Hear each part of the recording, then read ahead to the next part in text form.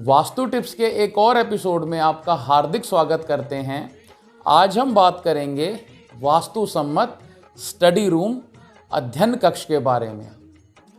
देखिए, अगर आप एक पेरेंट्स हैं और अपने बच्चे की स्टडी लाइफ को लेके अब सीरियस हो चुके हैं, या आप एक स्टूडेंट हैं और चाहते हैं कि आपके मार्क्स अच्छे आएँ, पढ़ने में आपका मन लगे, या कोई एग्ज़ाम क्रैक करने की योजना बना रहे हैं, या आप एक रिसर्चर हैं, अपने शोध कार्य को प्रबुद्ध करना चाह रहे हैं, या आप एक लेखक हैं, अपने अनुभव, अपने ज्ञान को पूरे समाज के सामने रखना चाहते हैं, अथवा आप एक अध्ययनशील व्यक्ति हैं और जानना चाहते हैं कि वास्तु के अनुसार किस दिशा में, किस व्यवस्था में अध्ययन करना चाहिए, पढ़ना चाहिए, तो ये वीडियो आपको ज़रूर देख लेनी चाहिए।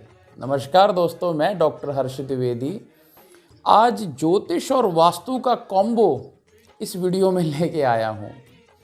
देखिए, सबसे पहले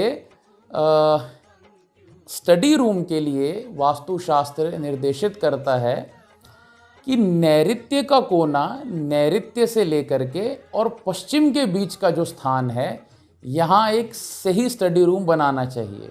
अब ये नैऋत्य कौन सी दिशा होती है?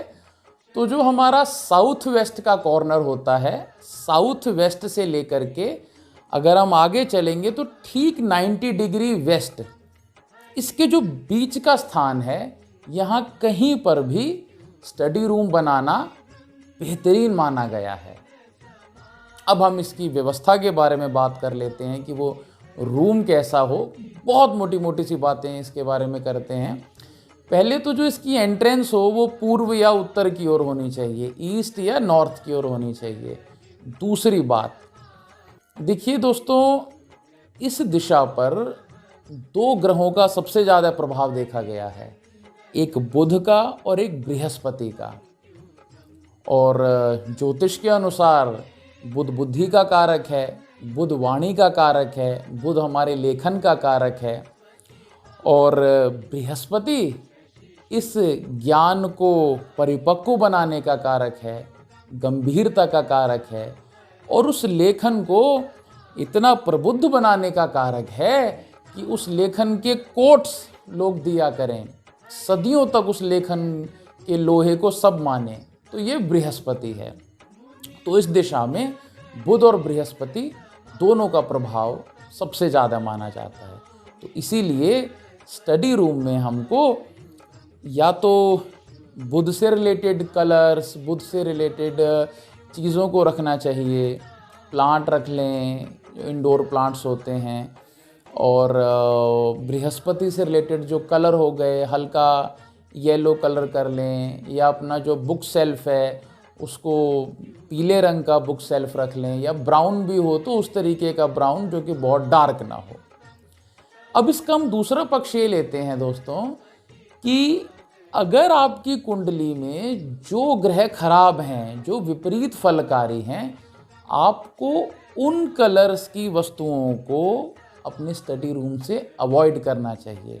मान लीजिए आपका राहु विपरीत फलकारक है कुंडली में, और आपकी दशा भी राहु की चली हुई है, तो आपको अपने स्टडी रूम से ब्लैक कलर को बिल्कुल हटा लेना है, डार्क ब्राउन को बिल्कुल हटा लेना है। आपको अपनी चेयर, अगर आप मतलब जहाँ पे बैठ के पढ़ते हैं या लिखते हैं, ऑफिस है वो बात एक अलग है, जहाँ आप पढ़ते हैं, ठीक है ना, तो अगर आपका शनि खराब है कुंडली में तो भी आपको ब्लैक चीज़ों को अवॉइड करना है। धुएं के रंग जो होता है वैसे कलर को, सिल्वर कलर को अवॉइड करना है। तो इसी तरीके से जो ग्रह आपका खराब है उस ग्रह के अकॉर्डिंग भी आपको ध्यान दे लेना चाहिए।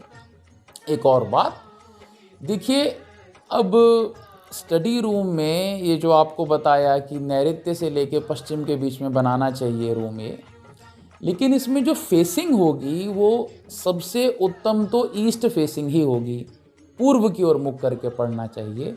यदि पूर्व की ओर मुख करके नहीं पढ़ पा रहे हैं तो उत्तर की ओर, नॉर्थ की ओर मुख करके आपको पढ़ना चाहिए। ये दो ही दिशाएं सर्वोत्तम और सर्वश्रेष्ठ हैं पढ़ने के लिए। चाहे आपके पास अलग से घर में स्टडी रूम इस दिशा में है या नहीं है, या आप एक ऐसे कमरे में रहते हैं या एक दो कमरे का ही घर है, एक ही कमरे का घर है, तो भी आपको, अगर आपके एग्ज़ाम्स क्लियर नहीं हो पा रहे हैं, बड़ी मेहनत कर रहे हैं, तो मान लीजिए आपको पूर्व की ओर मुख करके पढ़ना चाहिए, नहीं तो उत्तर की ओर मुख करके पढ़ना चाहिए। अब ये तो हुआ एक पक्ष। दूसरी बात, हमें अपने स्टडी रूम को इलेक्ट्रॉनिक गैजेट से मुक्त रखना चाहिए।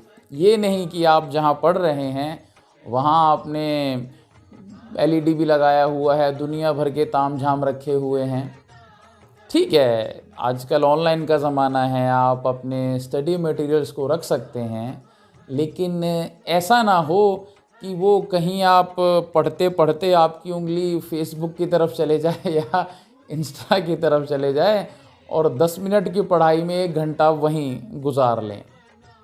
तो इसीलिए अपने स्टडी रूम को बहुत व्यवस्थित रखें, कोशिश करें ऐसे कलर्स को अवॉइड करें जो आपकी कुंडली में विपरीत फलकारी हैं। पूर्व और उत्तर की ओर मुख के पढ़ाई कीजिए, आपको ज़रूर सफलता मिलेगी। एक बात मैं और कहना चाहूँगा वीडियो के अंत में।